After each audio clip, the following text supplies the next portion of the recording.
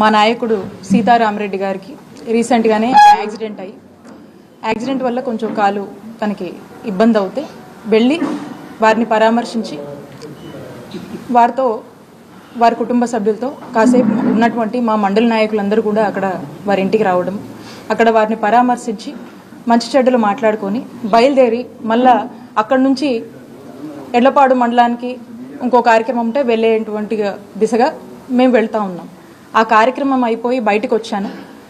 వచ్చి కారెక్కుదామనే లోపు చుట్టూ ఈ రూరల్ సిఐ సుబ్బనాయుడు గారు, అక్కడ ఉన్నటువంటి నాదెండ్ల ఎస్ఐ గారు, వాళ్ళ సిబ్బంది అంతా కూడా ఒక్కసారి చాలా ఎంబ్రాజింగ్గా అక్కడంతా కూడా గుమిగూడి చాలా హడావిడి చేస్తూ ఉన్నారు. నేను కారెక్కుదామని వచ్చినటువంటి నేను ఏమైందండి, ఏంటి, ఎందుకు ఇంత ఎంబ్రాజింగ్గా ఇలాంటి అట్మాస్ఫియర్ని క్రియేట్ చేస్తున్నారు, ఏమైందని చెప్పి వారిని అడగడం జరిగింది.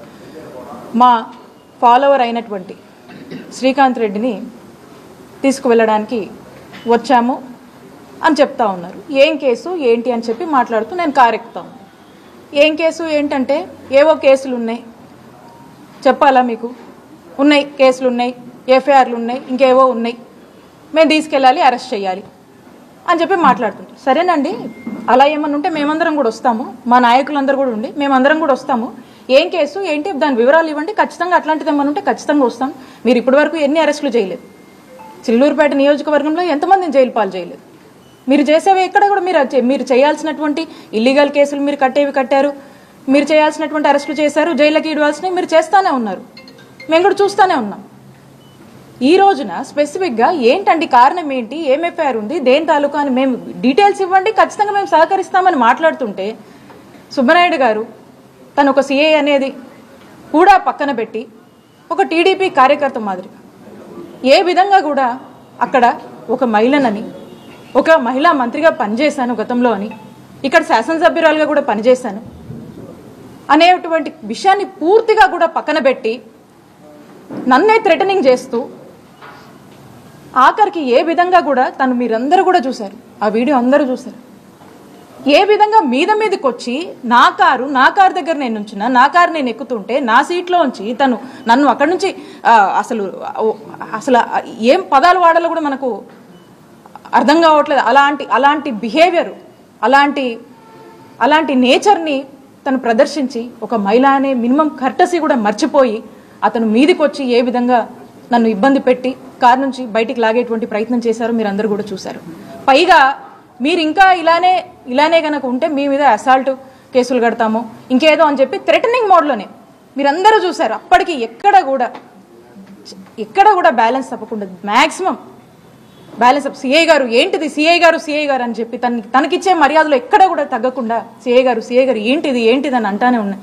ఏ మాత్రం కూడా పట్టించుకోకుండా ఏ విధంగా కారులోకి ఆయన జొరబడే ప్రయత్నం చేస్తూ ఈ విధంగా అరెస్ట్ చెయ్యొచ్చా అనేటువంటి ఒక అరెస్ట్గా ఈరోజు ఈ రాష్ట్రంలో ఈ అరెస్టును మనం చూడొచ్చు.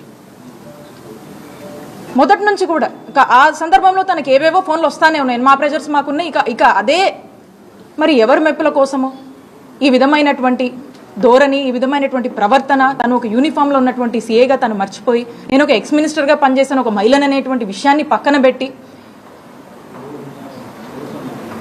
ఎటువంటి నేచర్తో తను బిహేవ్ చేశాడనేది ఈరోజు రాష్ట్రం అంతా ప్రజలందరూ కూడా చూస్తూ ఉన్నారు. కూటమి ప్రభుత్వం అధికారంలోకి వచ్చిన దగ్గర నుంచి చూస్తూ ఉన్నారు.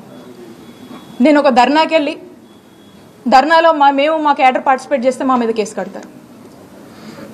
ఇంట్లో ఉన్నటువంటి మా మామయ్య, గతంలో కూడా చెప్పాను, దాదాపు 80 సంవత్సరాల వరకు ఉంటాడు, ఆయన మీద కేసులు కట్టారు.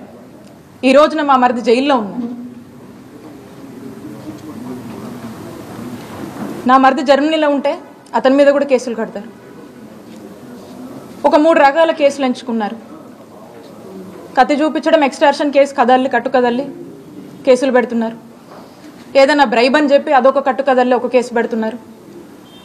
లేదా ఇక ఎవరినో ఏదో అన్నారని జెంట్స్కి అయితే ఒకలాగా, ఇంకొకలాగా ఎస్సీ ఎస్టీ కేసులని, ఇంకోటని రకరకాలుగా కదలల్లి ఈ రకమైనటువంటి కేసులతో ఇక్కడ చిలకలూరుపేటలో వైఎస్ఆర్ కాంగ్రెస్ పార్టీ సంబంధించినటువంటి నన్ను కానీ, మా ఫ్యామిలీ మెంబర్స్ కానీ, ఇక్కడ ఉన్నటువంటి మా ఫాలోవర్స్ అందరినీ కూడా ఏ విధంగా వేధిస్తున్నారు అనే దానికి నిదర్శనమే ఈరోజు ఈ అరెస్ట్ను కూడా మీరు చూడాల్సినటువంటి అవసరం ఉంది.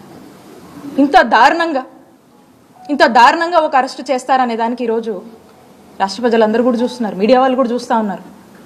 చాలామంది ఏంది ఇట్లా చేస్తున్నారని చెప్పేసి, ఏంది ఇట్లా చేస్తున్నారు, మరి ఇంత మితిమీరిపోయారు, ఏంటిది, ఏం ద్రోహం చేసా, ఏంటి అసలుకి మనం చేసిన తప్పేంటి? వైఎస్ఆర్ కాంగ్రెస్ పార్టీని నమ్ముకొని ఉన్నందుక, వైఎస్ఆర్ కాంగ్రెస్ పార్టీని అభిమానిస్తున్నందుక వీళ్ళ మీద కేసులు?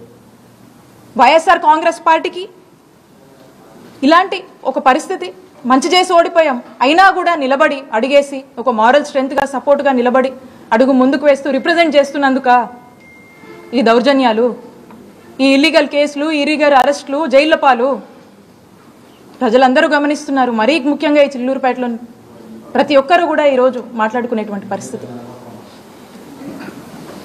ఇలాంటి సంస్కృతి, ఇలాంటి సాంప్రదాయం, ఇలాంటి అరెస్టులు, కేసులు ఎప్పుడు గతంలో లేవు. గతంలో మేము ఎప్పుడు ఇలాంటి చేయాలనుకోలే. ఏ రోజు మా అధికారాన్ని వాడుకొని మేము ఇలాంటి ఏవి కూడా ప్రోత్సహించలే. అప్పటికి నాకు ఇన్స్టిట్యూషన్స్ మీద గౌరవం ఉండి, నాకు ఒక పోలీస్ ఆఫీసర్, యూనిఫామ్లో ఉన్నటువంటి పోలీస్ ఆఫీసర్ అనేటువంటి గౌరవం నాలో ఉండి, నాలో కల్చర్ ఉండి,